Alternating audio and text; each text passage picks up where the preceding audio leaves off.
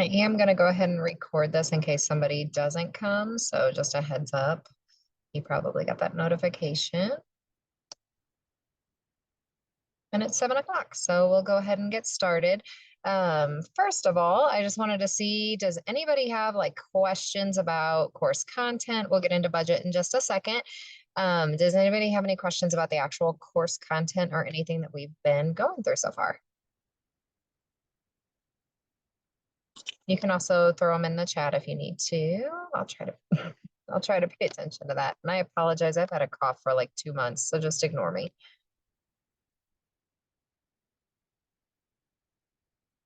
All right, no questions so far? All right, well, let's move into the budget. So I'm hoping most of you guys were able to jump on and do that budget PowerPoint. That's super helpful. Let's see. Oh, I'm gonna stop the share because I'm not sure what all you guys are seeing. Let's share the whole screen here.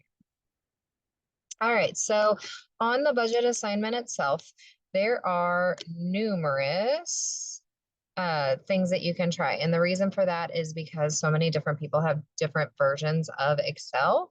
I haven't quite gotten it onto Google. I was planning on moving it to Google Sheets, couldn't think of the name of it. So Google Sheets is coming for future classes, but for right now, we're still using Excel. If for some reason you 100% cannot use Google, this is going to be how my day is.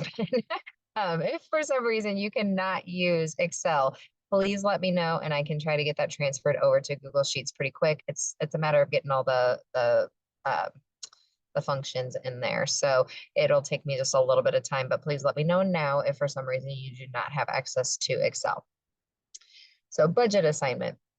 You are going to pretend that you are the operator of a childcare center with approximately 130 children.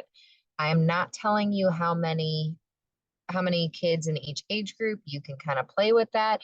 You'll find that, infants, typically you charge a little bit more than a preschooler, but the preschooler is a 1-to-10 ratio. So the difference in the amount of income can vary quite a bit. So it's totally up to you how you want to structure your program. So I have an example here for you. Just zoomed in a whole bunch. An example is like 12 infants, 15 toddlers, 16 2-year-olds, 23-year-olds, 24-year-olds, 25-year-olds. Some people combine them. It's however you want to do it. 30 school agers. Remember that if you have 5-year-olds separately, you can actually change the ratios a little bit. So some of this is a little licensing regs added into it. Now, if you change your group sizes, you have to make sure that you have the correct staffing. So 0 to 15 months, there would be 3 teachers in ratio at all times if you had the 12 infants. Always remember the lunch breaker. So that's the one tip you get for being on here tonight. I think I talk about it in the PowerPoint as well, but don't forget the lunch breaker. Those 3 people are not going to work from open to close without a lunch break. So really, you're going to technically need 4 teachers for that classroom if I would run 12 infants. Does that make sense? Anybody questions there? So don't forget that these people are going to need a lunch break if they're working an 8-hour shift, which most teachers do. That doesn't mean that lunch breaker has to be full-time. That lunch breaker can be part-time, and I'll show you how to do that in a minute. So I kind of added that little tidbit in here. Some people don't read all of the directions, so I'm saying it verbally as well. So setting up the budget's an enormous task, so that's why you guys have a spreadsheet there for you.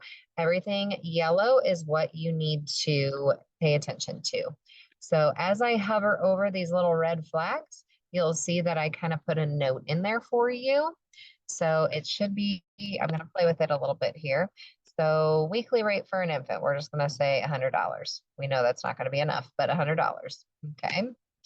I'm going to say that we have 12 students. And I'm going to say that we have the 4 teachers that I was just talking about. So automatically, you'll see math happens here. And then you scroll down here and you put in an average wage for your teachers. I really like the people that put like $22 an hour. Okay, so we'll kind of put that in there. So with that being said, the math starts already here for your payroll. And everything just kind of adds itself together down here at the bottom. So for everything that you do, it's going to automatically calculate. That's why I haven't moved it to Google Sheets yet, because it's a lot of work. I'm going to show you a trick. Do you see this big dot here? It turns this little cursor to a T. See the difference between the big T and now the little t? If I drag it across, that fills in all of my blanks. So there's a little magic Excel thing there. Okay. Questions about that? You can choose to not serve preschoolers. You can choose to not serve infants. You can choose to not serve school age. You guys can totally choose how you want your center to be set up. Okay. With that being said, down here, school age is going to be a little different because you're going to have before and after school care, you know, January through even May, and then into June, then you move into full time.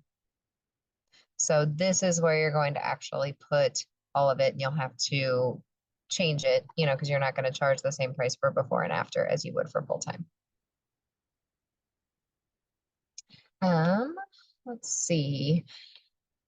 So moving into the director, these are a little different. Oh, I totally lied to you. So up here at the top, whenever it comes to the teachers, if you have somebody not working full time, say you are going to have 3 staff and a lunch breaker, you can actually put 3.5 staff, and that would be a half of a staff member. Does that make sense? So I didn't tell you how to do that. Or if you think they're going to work like 7 hours out of 8, just estimate it a little bit, 3 and a quarter or 3 3/4 staff member. Okay. Registration fee, those are optional. You can kind of guess that you'll have a couple people in and out, so you can throw a registration fee on there. Overtime, in this example, it is guessing that they're working 1 hour. I don't know why that auto calculated. So it's saying everybody's working 1 hour of overtime. So you can delete that block if you want to. I'm not quite sure why that's auto calculating. Okay, so going to director. This gives you a lot of information in the wording that's on here. So up here in the top toolbar, it's giving you a formula. You have to actually change those formula. So with that being said, go to the formula bar, and first you have to put in the hourly pay. So if we're paying our staff $22 an hour, let's say we're paying our director $30 an hour. The next thing that it says is the second zero is how many hours they're working. So I'm going to change that to 40 hours a week. So they're going to make $5,200 a month. If you plan on that being the same throughout all of the months, you can just drag it across. And you're going to do that with all of these positions. You do not have to fill in all of these positions. If you do not want a cook, you do not want a bus driver, that's fine. Then choose not to have them in your budget. Then down here, this is the magic number. So I'm going to pass that stuff up first. So your net cash flow, that's how much money goes in and out of your program. That one can kind of be ignored. It's this one here that you want to be black. Okay, how you fix that? If I'm paying them $22 an hour, I'm going to say that the infant is $800 a week. Let's see what happens. So now I'm black, barely, but I'm black. Black is what you want. Questions about that? So I kind of have this right here. This should be positive. Some people miss that.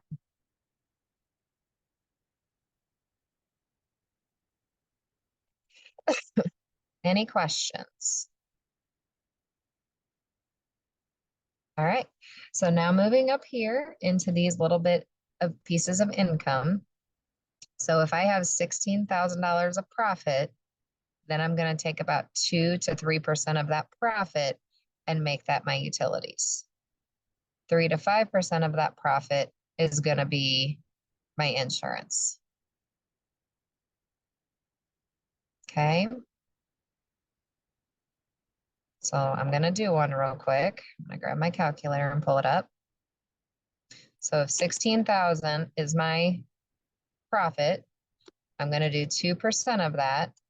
So $320 a month is gonna be all of my utilities. If $16,000 is my profit, then 3% is gonna be my insurance. Any questions about that? Overall, your goal is still to go back and make sure that this is black.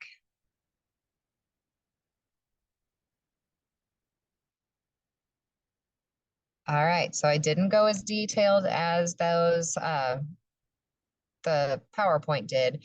Do you guys have any